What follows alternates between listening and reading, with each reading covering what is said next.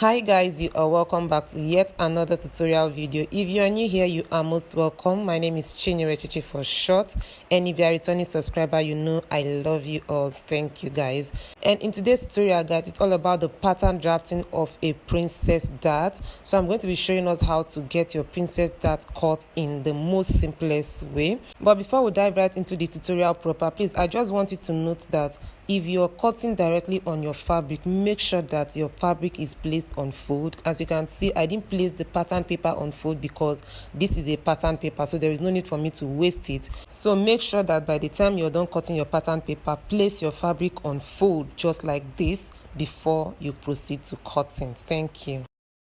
So the very first step is to mark out the half waist length of 16.5 inches plus 1 inch seam allowance. So I'm going to be marking out the 17 inches in total for the half waist, okay? And next I'll be marking out all the vertical measurements, which includes the armhole, the breast point, the underbust, and of course we already have the half waist length. So here we have the breast point plus ½ inch, and of course the underbust plus ½ inch, and then I'm going to be marking the same thing at the other side of the pattern paper. So here we have the breast point and then the underbust, and now let us mark out the armhole length. And for that armhole length, I'm going to be dividing the bust measurement by 5 plus 1 inch, okay, to give me the length of the armhole. And by the time I divide the bust of 37 inches by 5 plus 1 inch, it gave me approximately 8.5 inch for the armhole length. So here we have the 8.5 inch length for the armhole. And now let me indicate for clarity's sake. So here we have the armhole, the breast point,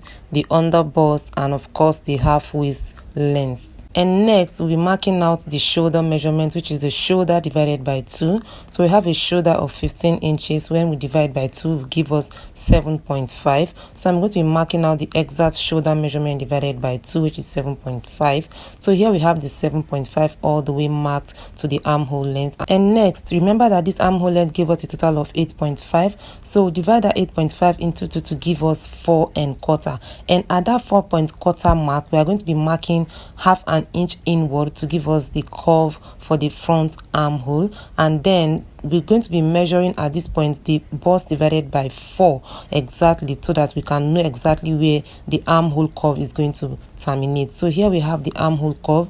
Please, I hope you understand how this armhole was achieved.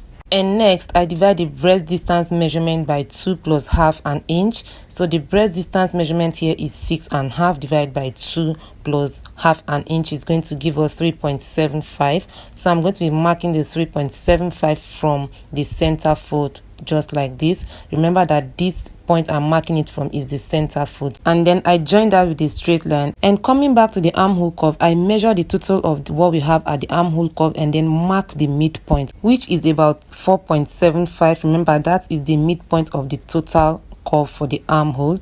And then I'm coming back to the breast point line. I'm going to be marking 1 inch above the breast point line and then 1 inch below the breast point line. So here we have the 1 inch above and below. And then at the under bust, I have 2 inches to be shed on equally between the breast point line. So at this point I'll be having ½ inch, and then at this other point I'll be marking 1.5 inches. So towards the center area I mark ½ inch, and then towards the outer area I mark 1.5, so making a total of 2 inches at the under bust measurement. And then coming down to the half waist length as well, I mark exactly what I marked at the under bust right at the half waist, and then I join both points with a straight line just like so. And next I connect the point I have from the breast point to the under bust with the help of my curve rule.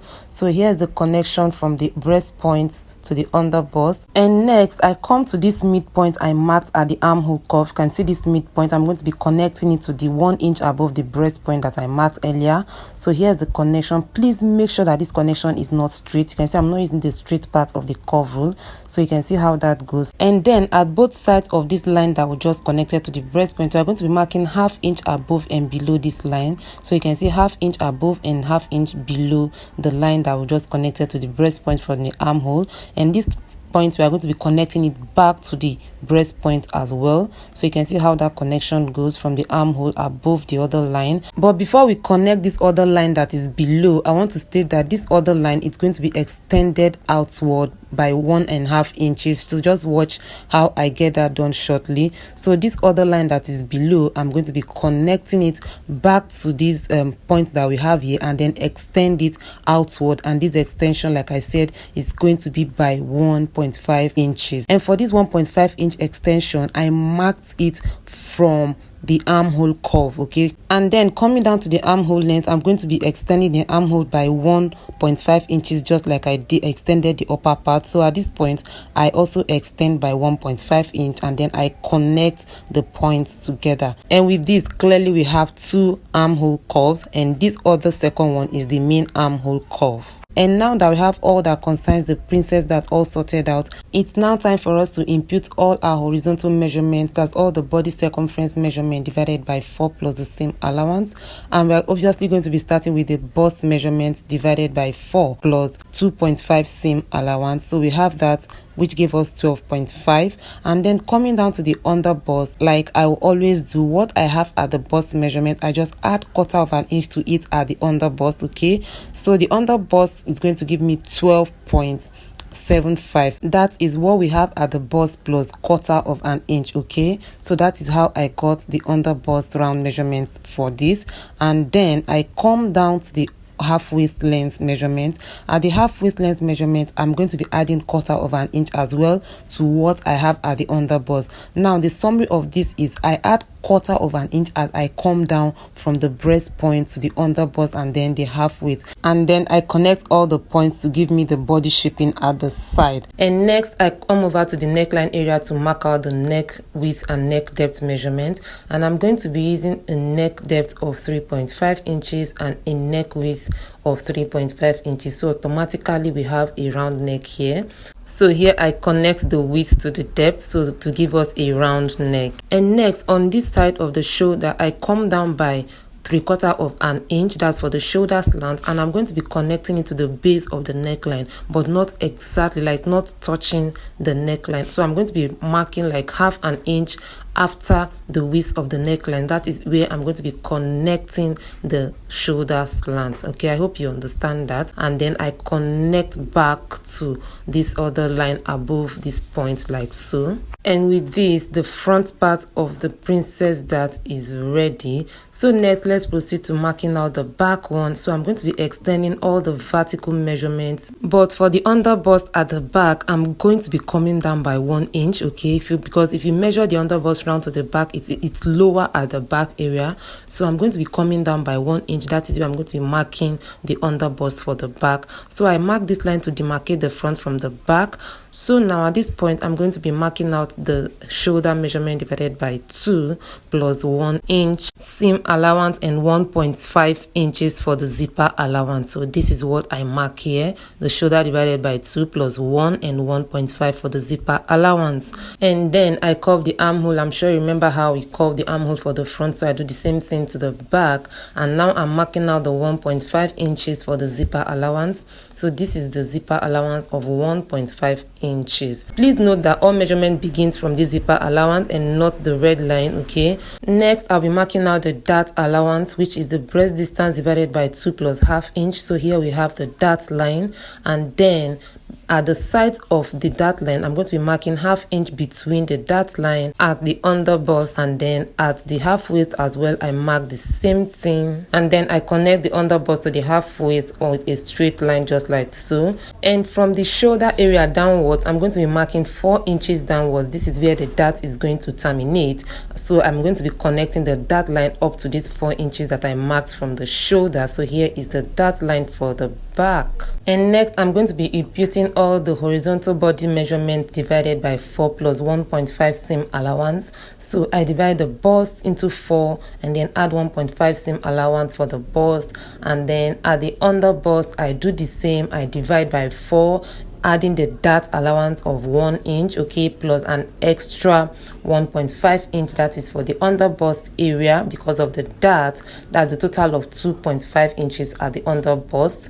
And then at the half waist, I do exactly the same, the waist measurement divided by 4 plus 2.5, and then I connect the side to also give me the shape for the back. And coming over to the neckline, remember we used the width of 3.5 inches for the front, so I'm going to be using the same width of 3.5 inches for the back, and then the depth of 2 inches at the back. So this is 2 inches depth and 3.5 inches width, okay, and then I connect the points together for the neckline of the back. And then also at the shoulder slant, I'm going to be coming down by 3/4 of an inch, just like I did to the front, and then 1/2 inch from the neckline, and then I connect both points together for the shoulder slant. And with this, our front and back patterns are ready, and then let's proceed to the cutting. And please note that I'm going to be cutting along all the parts I marked with the blue marker, sorry. So that is the part I'm going to be cutting along. So this is how that goes. You can see this is the neckline, and then I'm cutting the shoulder slant as well.